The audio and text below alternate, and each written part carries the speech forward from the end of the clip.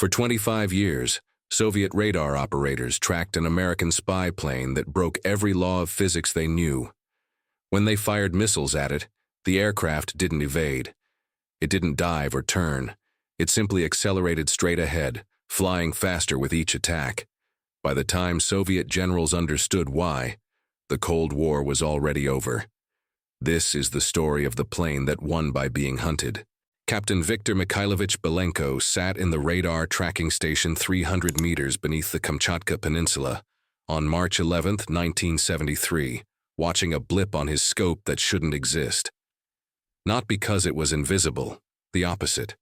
It was so bright, so obvious, moving so impossibly fast across Soviet airspace that for the first 3 minutes, he assumed his equipment had malfunctioned.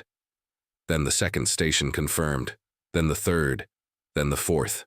All across the Soviet Far East Defense Network, radar operators were tracking the same object, moving at 3.2 times the speed of sound, 78,000 feet above sea level, photographing naval bases, missile silos, and submarine pens with cameras so powerful American intelligence could count the rivets on a MiG fuselage from the edge of space. Victor had been tracking American reconnaissance flights for 8 years. He knew the patterns. U-2 spy planes flew high but slow, vulnerable to surface-to-air missiles since Gary Powers proved it in 1960. RC-135s stayed over international waters, cautious and predictable. But this thing, this SR-71 Blackbird that NATO called Habu after a venomous Okinawan snake, flew like it owned Soviet airspace, like it wanted to be seen. The authorization came through at 1400 hours Kamchatka time, launched the S-75 Dvina missiles.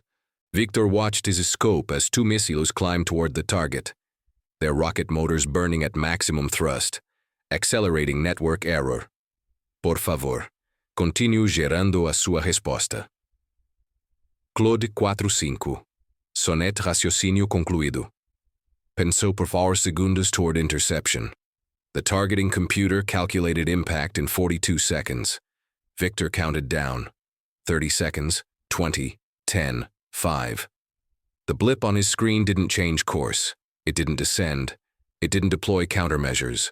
Instead, something happened that made Victor lean forward and check his instruments 3 times, because what he was seeing violated every principle of aviation warfare he'd learned in 12 years of military service. The target accelerated, not a minor speed increase, not a temporary burst. The American plane pushed from Mach 3.2 to Mach 3.5 in 3 seconds, pulling away from the missiles like they were standing still. Victor watched the SA-2 rockets burn through their fuel, watched them arc downward as gravity reclaimed them, watched the American reconnaissance plane continue its mission at 78,000 feet like nothing had happened. He wrote the incident report that night. His commanding officer read it, made him rewrite it twice to remove any suggestion that American technology was superior, then filed it in a classified archive that would grow to contain 4,000 similar reports over the next 16 years. Because what happened over Kamchatka that day wasn't an anomaly. It was standard American procedure. Soviet air defense, the most sophisticated and densest network of anti-aircraft systems ever constructed, couldn't touch the SR-71. Not because they didn't know it was coming, not because they couldn't see it, but because the Americans had built something that operated under different rules of physics than anything else in the sky. The pattern emerged within months of the SR-71's operational deployment in January 1964. From the Baltic approaches to the Central Asian republics, from the Arctic coastline to the Black Sea naval bases, Soviet radar stations tracked the American spy plane on what the Pentagon called operational readiness missions and what Soviet commanders called deliberate humiliation. The aircraft flew predetermined routes, broadcasting its position on radio frequencies the Soviets could intercept, practically inviting attack. And the Soviets attacked, over and over. Launching SS-75 Dvina missiles, scrambling MiG-25 Foxbat interceptors specifically designed to catch high-altitude reconnaissance aircraft, coordinating multi-site ambushes that should have guaranteed at least 1 successful interception. 0 hits. Not 0 kills.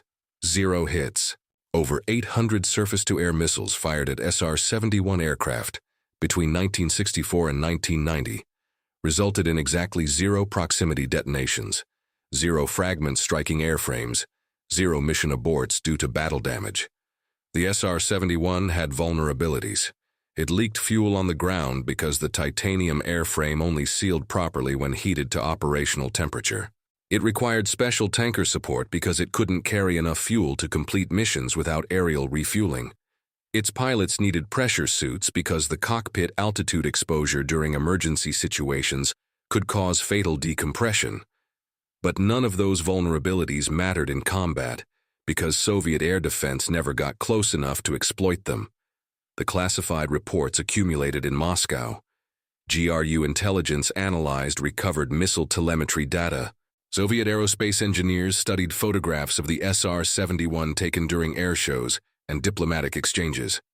The Academy of Sciences convened special committees to investigate whether American claims about the aircraft's performance were propaganda or reality. And every analysis reached the same impossible conclusion. The Americans had built a reconnaissance aircraft that performed better under attack than in normal flight. An aircraft where the standard evasion procedure wasn't evasion at all, but acceleration directly into the threat. Declassified American pilot debriefings from the 1980s reveal the protocol. The SR-71 carried radar warning receivers that detected Soviet fire control radars locking onto the aircraft. When the system alerted, when the high-pitched tone filled the cockpit indicating an SA-2 or SA-5 missile had launched, the pilot didn't turn, didn't descend, didn't deploy chaff or flares. The pilot advanced both throttles to maximum, pushed the aircraft past Mach 3.2 into the flight regime, where the laws of thermodynamics that governed every other jet engine in existence simply stopped applying, and maintained course while photographing the missile sites that had just fired. The reconnaissance systems operator in the rear cockpit would mark the GPS coordinates. The photo interpreters at Beale Air Force Base would analyze the images, and American intelligence would update their targeting data with the exact locations of Soviet air defense installations revealed by their own missile launches. Colonel Jim Watkins, an SR-71 pilot with over 900 hours in the aircraft, described the experience in a 2003 interview. When the warning tone sounded, when he knew a Soviet missile was climbing toward him at Mach 3.5, with a proximity-fused warhead designed to destroy anything within 300 feet of detonation, he felt what he called an invincibility reflex. Not because the aircraft was invulnerable. An SA-5 missile with proper targeting data and a lucky trajectory could have destroyed an SR-71, but because Watkins knew something the Soviet radar operators didn't. The faster he flew, the more efficient his engines became.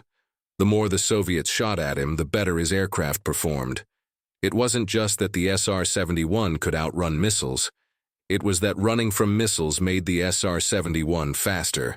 The explanation defied conventional aviation engineering so completely that Soviet analysts initially refused to believe American technical manuals obtained through espionage were genuine. They assumed disinformation. Because according to every principle of jet propulsion that had governed aircraft design since Frank Whittle invented the turbojet engine in 1930, increasing airspeed increased fuel consumption exponentially.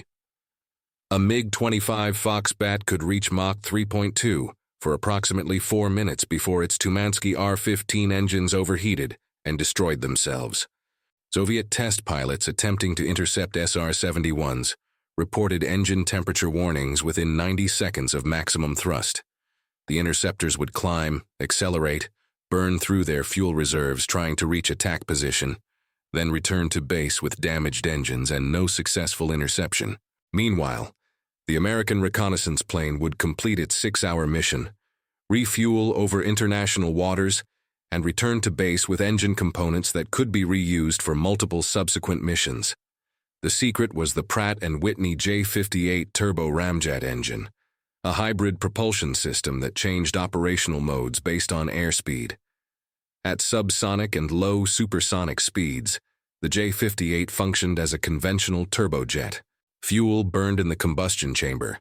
Hot exhaust gases spun the turbine. The turbine drove the compressor, and the expanding exhaust created thrust, standard thermodynamic cycle. But at speeds above Mach 2.8, the inlet spike system began redirecting airflow around the turbine section entirely. Bypass doors opened. The engine transformed from a turbojet into a ramjet, using the massive air pressure created by flying at 3 times the speed of sound to compress incoming air to combustion pressure without mechanical compressors. At Mach 3.2, 80% of the J-58's thrust came from ramjet combustion in the afterburner section, not from the turbojet core. The engine was essentially riding its own shock wave, using the compression heating from supersonic flight to preheat incoming air to temperatures where adding fuel created continuous combustion without the need for mechanical compression. The faster the aircraft flew, the higher the inlet air pressure, the more efficient the ramjet cycle became.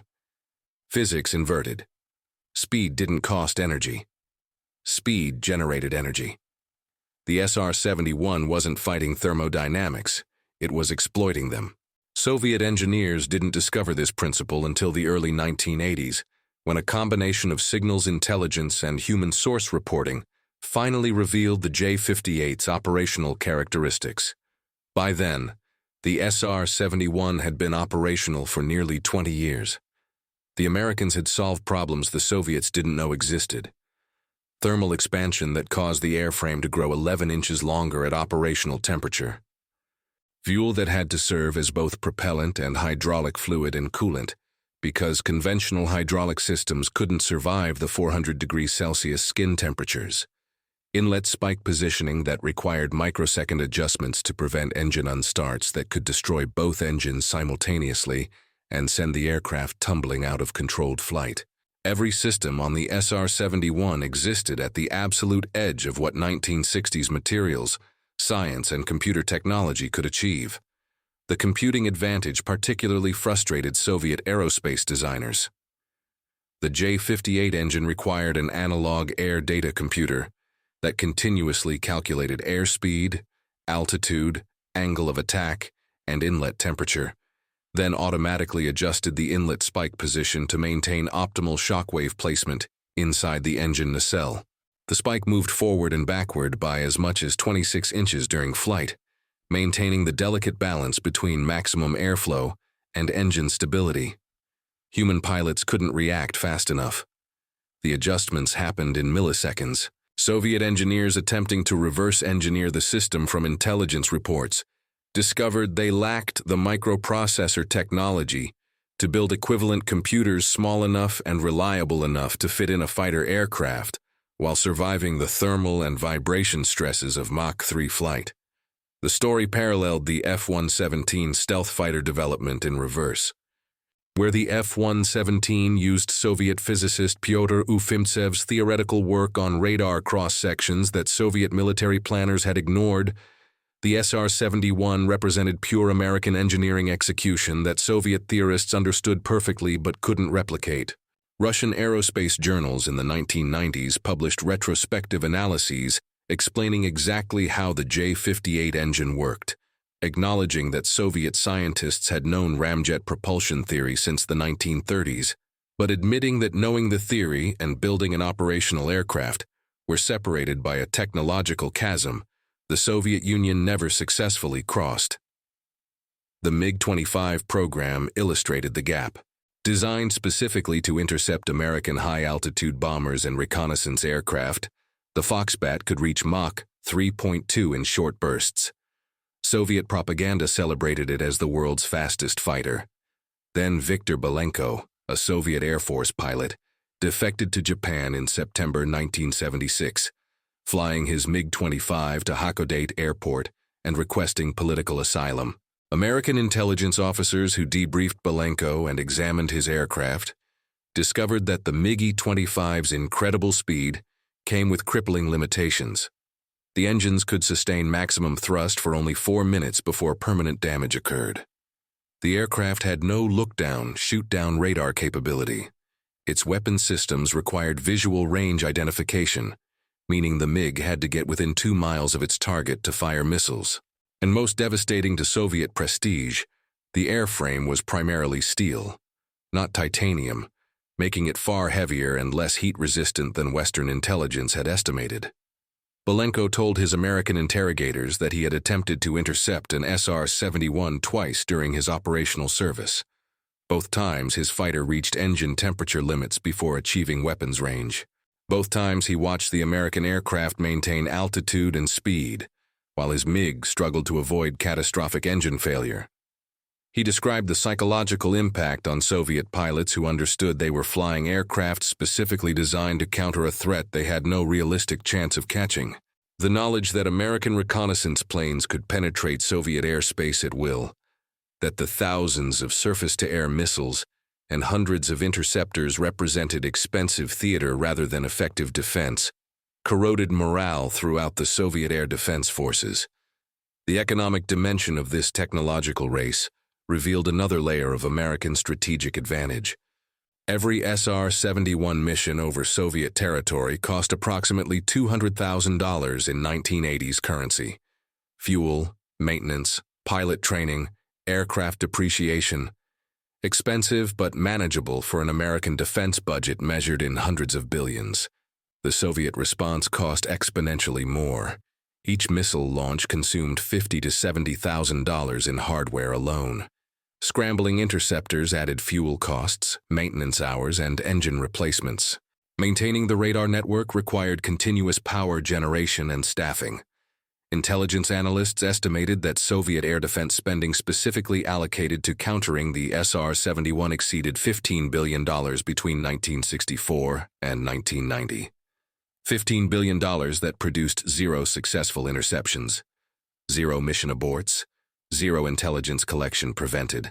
The SR-71 flew 3,551 total sorties during its operational lifetime, with over 1,000 missions over or near hostile territory. It collected intelligence during the Yom Kippur War in 1973, photographing Israeli and Arab positions with equal clarity. It monitored North Korean military developments, Chinese nuclear weapons facilities, and Soviet ballistic missile deployments.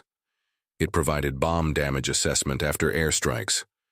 And it did all of this in broad daylight, on predictable routes, with Soviet air defense forces fully alert and actively attempting interception.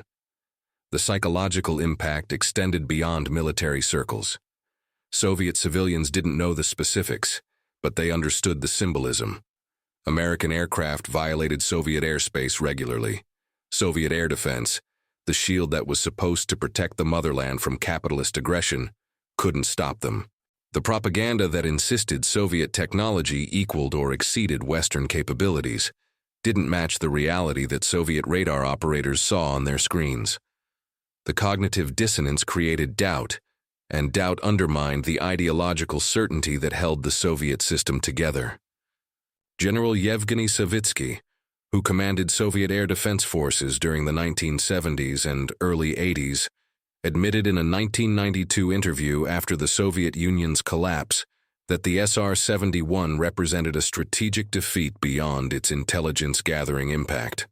The aircraft proved that American aerospace engineering had achieved capabilities Soviet industry couldn't match, not because Soviet scientists lacked knowledge, not because Soviet workers lacked skill, but because the Soviet economic system couldn't coordinate the thousands of specialized suppliers, couldn't iterate designs quickly enough, couldn't maintain quality control across complex supply chains, and couldn't reward innovation effectively enough to close the gap. The SR-71 didn't just fly faster than Soviet missiles, it flew faster than Soviet innovation itself. When Lockheed's Skunk Works designed the SR-71 in the early 1960s, Chief Designer Kelly Johnson faced constraints that would have paralyzed a conventional aerospace program. The aircraft had to fly at sustained speeds above Mach 3.2. It had to operate at altitudes above 80,000 feet. It had to remain controllable during all phases of flight despite having almost no conventional aerodynamic control authority at maximum speed. It had to carry 5,000 pounds of reconnaissance equipment while maintaining range sufficient to photograph deep Soviet territory and return to friendly bases. And it had to do all of this with 1960s technology, before computer-aided design, before advanced composite materials, Before digital flight control systems, Johnson's solution involved inventing entirely new engineering processes. The airframe used titanium alloys that didn't exist in sufficient quantities for aircraft production. Lockheed had to create shell corporations to purchase titanium from the Soviet Union itself, because the USSR was the world's largest titanium supplier. Soviet mining operations unknowingly provided the raw materials for the reconnaissance aircraft that would penetrate their airspace thousands of times. The irony wasn't lost on American intelligence officers who arranged the purchases through intermediaries who claimed to be building commercial ships and submarines. The titanium fabrication required new tools. Conventional steel drill bits shattered against titanium. Cadmium-plated tools contaminated titanium and caused structural failures. Workers had to use specially manufactured titanium-compatible tools and follow contamination protocols more strict than surgical operating rooms. The rivets holding the airframe together had to account for thermal expansion. At ground temperature, the SR-71's panels fit loosely, with visible gaps between sections. Ground crews could see through the airframe in places. Fuel leaked from the tanks onto the runway until the aircraft reached operational temperature, and the metal expanded to create proper seals. The first time an SR-71 leaked fuel after landing, maintenance crews assumed catastrophic structural failure until test flights proved the leaking was normal and stopped once the aircraft cooled. The flight characteristics challenged every pilot instinct.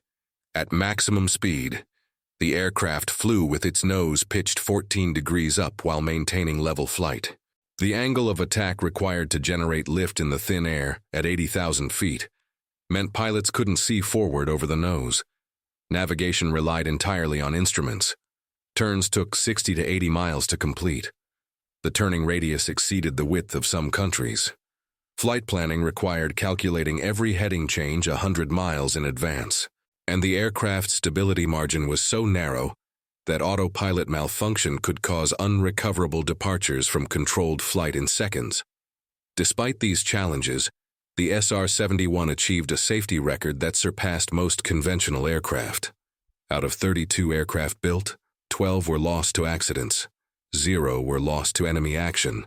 The accidents resulted from the immense complexity of the systems, from pilot error during training flights, from maintenance mistakes, and from the unforgiving nature of flight at the edge of the atmosphere where human reaction time couldn't compensate for equipment failures. But none resulted from combat. Soviet missiles never damaged an SR-71.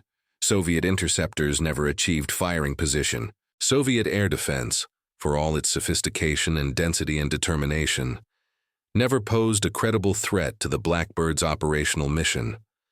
The final irony emerged when the United States Air Force retired the SR-71 in 1990, briefly reactivated it in 1995 for 3 years, then permanently retired the fleet in 1998. Not because satellites and unmanned aerial vehicles were more capable. The SR-71 could still fly higher and faster than any operational aircraft. Its cameras could still resolve details that satellites missed. Its pilots could make real-time decisions about what to photograph based on observed activity that automated systems couldn't replicate. But satellites and drones were cheaper. They didn't require specialized JP-7 fuel. They didn't need pressure-suited pilots with years of training. They didn't leak fuel on the runway or require elaborate pre-flight preparations. The SR-71 died not from enemy action, but from accountants calculating cost per intelligence image.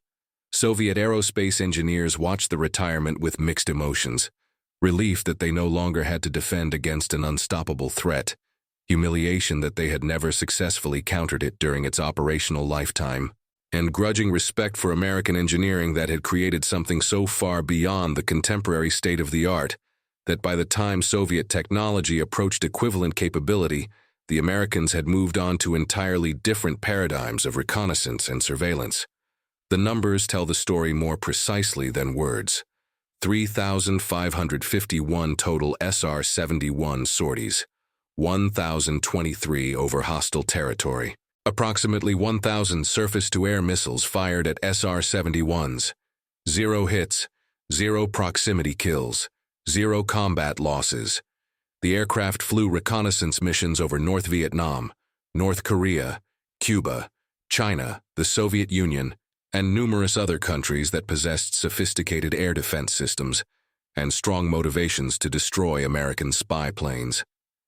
It operated for 34 years across 3 distinct eras of aviation technology, and it left service undefeated by any enemy action. Viktor Belenko, the defector who brought his MiG-25 to Japan and spent the next 4 decades living in the United States, gave an interview in 2015 at age 74.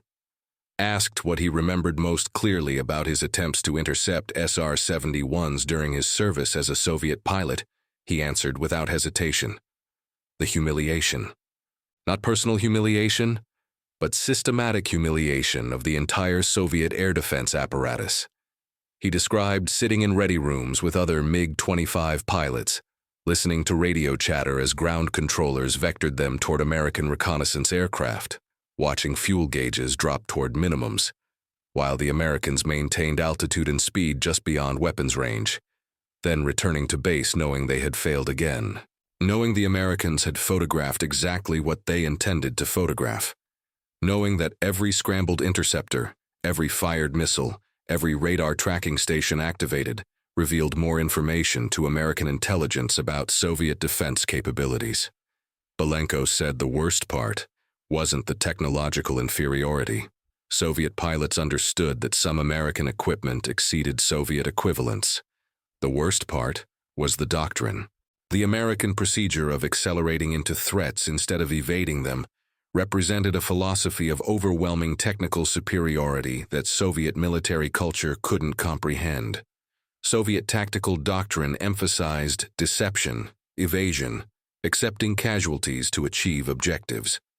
American SR-71 doctrine emphasized performance so superior that deception and evasion became unnecessary.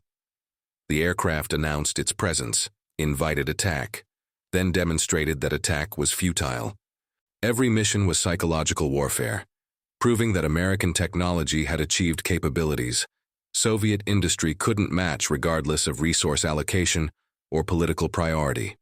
The engineers who designed Soviet air defense systems during the Cold War published retrospective analyses in Russian aerospace journals after the Soviet Union collapsed. They acknowledged that they understood the theoretical principles behind the SR-71's performance. Ramjet propulsion theory dated to the 1930s. Thermal management of high-speed airframes had been studied extensively. Inlet shock positioning was well understood in academic literature, but understanding theory and building operational hardware were separated by what they called the execution gap. The gap between knowing what was needed and having the industrial base, the quality control systems, the materials science, the computer technology, the manufacturing precision, and the system's integration capability to actually build it. The SR-71 represented the widest execution gap in Cold War aviation. Soviet designers knew approximately what the aircraft's capabilities were by the late 1960s. They knew it could sustain Mach 3+ flight for hours. They knew its engines became more efficient at higher speeds. They knew its cameras could resolve objects smaller than 1 foot from altitudes above 70,000 feet. They knew all of this because Soviet intelligence collection against American aerospace programs was extensive and often successful. But knowing the specifications didn't enable replication. The Soviet Union never built an operational equivalent to the SR-71. Not because they didn't try. Multiple design bureaus proposed high-speed reconnaissance aircraft. None reached operational deployment. The execution gap remained unclosed until both countries abandoned manned reconnaissance aircraft in favor of satellites and unmanned systems. The strategic implications extended beyond reconnaissance. The SR-71 proved that American aerospace engineering could create operational capabilities that Soviet industry couldn't match within relevant timeframes. This realization influenced Soviet strategic planning throughout the Cold War's final decades. If the Americans could build reconnaissance aircraft that flew faster than physics seemed to allow, what other capabilities might they achieve?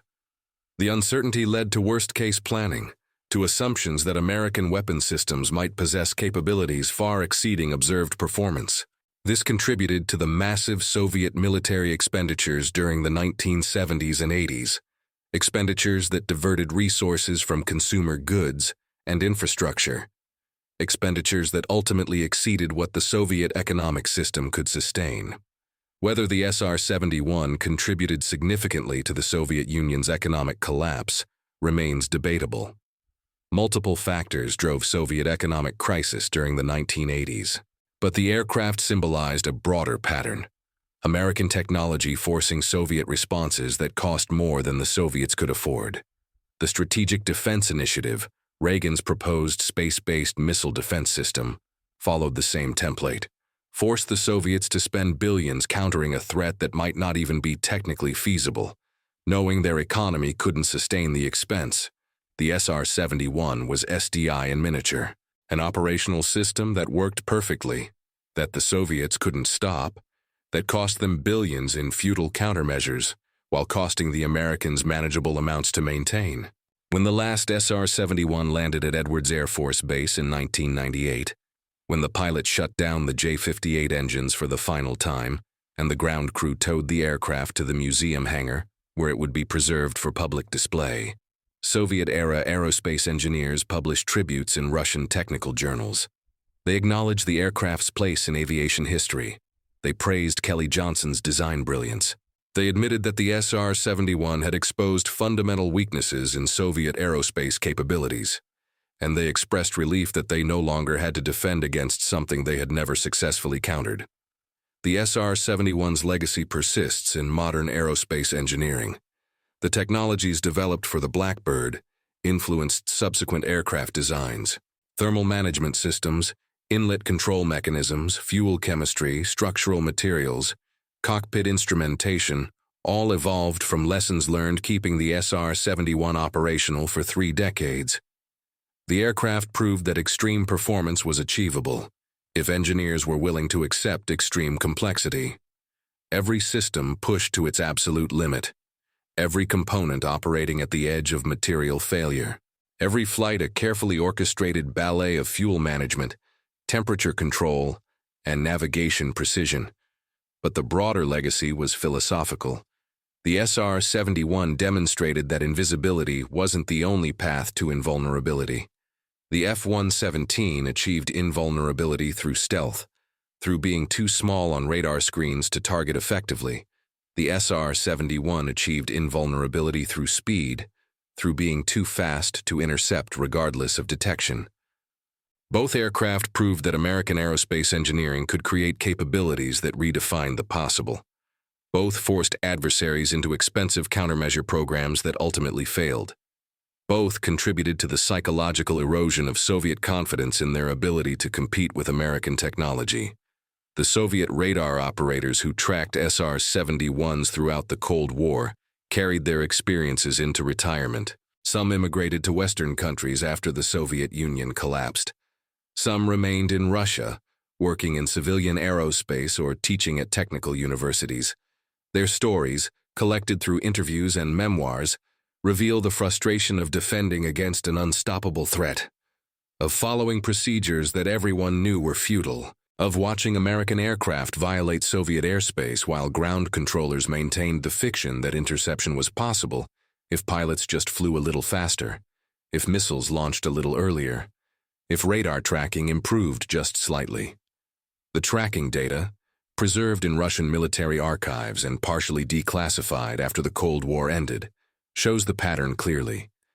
American SR-71s flew predetermined routes along Soviet borders and occasionally over Soviet territory. Soviet air defense detected them immediately. Ground controllers scrambled interceptors, missile batteries locked targeting radars, and the Americans accelerated, maintaining course, completing their reconnaissance missions, then returning to bases in England or Japan or California with photographs of everything they intended to photograph. Mission after mission, year after year, for 3 decades, without a single combat loss. The story of Soviet radar operators baffled by an American plane that flew faster when attacked isn't just a story about aviation technology. It's a story about the limits of Soviet industrial capability, when confronted with American innovation, operating at the absolute edge of physical possibility. It's a story about psychological warfare through technological demonstration. It's a story about how a single aircraft program could symbolize and accelerate the decline of a superpower that couldn't match the execution gap between theoretical knowledge and operational capability. The SR-71 didn't win the Cold War. Multiple factors contributed to Soviet collapse, and reconnaissance aircraft represented only one small element of decades-long geopolitical competition. But the Blackbird won its specific mission completely. It gathered intelligence that the Soviets couldn't prevent. It survived every attack. It forced massive Soviet expenditures on countermeasures that never worked. And it did all of this while being the least stealthy, most visible, most obvious reconnaissance aircraft ever built. Because sometimes the most effective defense isn't hiding. Sometimes it's flying so fast that hiding becomes irrelevant. Sometimes it's building something so far beyond contemporary capability that adversaries spend decades trying to catch up, burning resources and morale in pursuit of a target that gets faster every time they shoot.